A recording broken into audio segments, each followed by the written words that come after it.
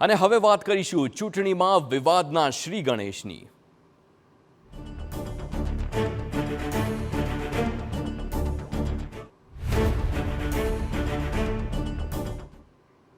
આસ્થાનું કેન્દ્ર બન્યું રાજનીતિનો અખાડો, મંદિરની ચૂંટણી અને સર્જાયો વિવાદ। જી હા, આ વાત છે મહેસાણાની, જ્યાં ઊંઝાના ઐતિહાસિક એઠોર ગણપતિ મંદિરના ઇતિહાસમાં સૌ પ્રથમવાર અહીં ચૂંટણી યોજાવા જઈ રહી છે। રાજનીતિનો અખાડો કહો કે પછી ધર્મમાં વિવાદ કહો, પરંતુ ગણપતિ મંદિરનો વહીવટ મેળવવા ચૂંટણીનો હવે જંગ જામ્યો છે। એઠોર ગણપતિ મંદિરના 7 ટ્રસ્ટી માટે મતદાન યોજાયું।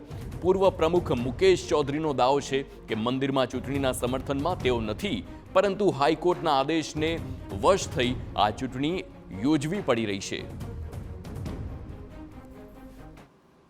સંયુક્ત ચેરિટી કમિશનર ન જાણે કયા દબાણને વશ થઈ અને 4/12નો હુકમ રદ કરી અને 19/12ના રોજ નવો એક હુકમ કર્યો હતો। એ હુકમ નામદાર હાઈકોર્ટની અંદર ગઈકાલે ચાલી જતો।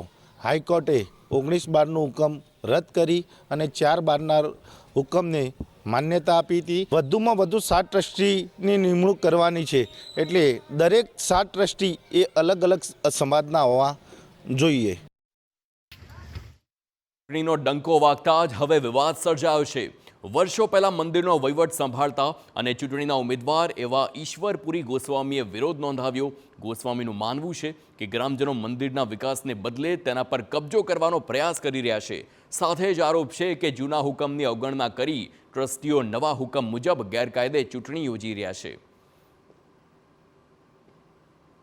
આજની પરિસ્થિતિ એવી છે કે જે વિકાસની જગ્યાએ ગામના લોકો એ મંદિર એ સંસ્થાને હડપવા માટેનો પ્રયાસ કરી રહ્યા છે। અને અત્યારે હાલ જે ચૂંટણીનું વોટિંગ જે ચાલી રહ્યું છે બરાબર એ તદ્દન ગેરવ્યાજબી છે। એનું કારણ એવું છે કે અમે લોકોએ ઉમેદવારી નોંધાવી હતી, પણ અમે લોકોએ જે ઉમેદવારી નોંધાવી હતી એ જૂના હુકમ પ્રમાણે નોંધાવી હતી અને અત્યારે નવા હુકમ પ્રમાણે એ લોકો કરી રહ્યા છે, તો આ એકદમ તદ્દન ખોટું છે। તો ગ્રામજનો પણ ચૂંટણીના વિરોધમાં છે, પરંતુ કોર્ટના આદેશને પગલે તેઓ શાંતિપૂર્ણ રીતે ચૂંટણીના સમર્થનમાં આવ્યા છે। આજ દિન સુધી ગણપતિ મંદિર સંસ્થામાં ક્યારેય ચૂંટણી થઈ નથી। ગામ લોકો ભેગા થઈ અને કાયમ નિમણૂક કરતા હતા અને એના એ રીતે અત્યાર સુધી આયોજન થતું હતું। આ પહેલી વખત ડિસ્પ્યુટ થયો અને એના હિસાબે આ ચૂંટણીનું આયોજન કરવું પડેલ છે। ગ્રામજનોની માંગ છે કે મંદિરના 7 ટ્રસ્ટી અલગ અલગ સમાજના હોવા જોઈએ, નહીં કે કોઈ એક જ સમાજના। હાલ આ મામલો વિરોધનો વંટોળ સર્જાયો છે અને વિરોધીઓએ કોર્ટના દ્વાર ખખડાવવાનો પણ નિર્ણય કર્યો। જોવાનું રહ્યું કે મંદિરનો વિવાદ ક્યાં જઈને અટકે છે।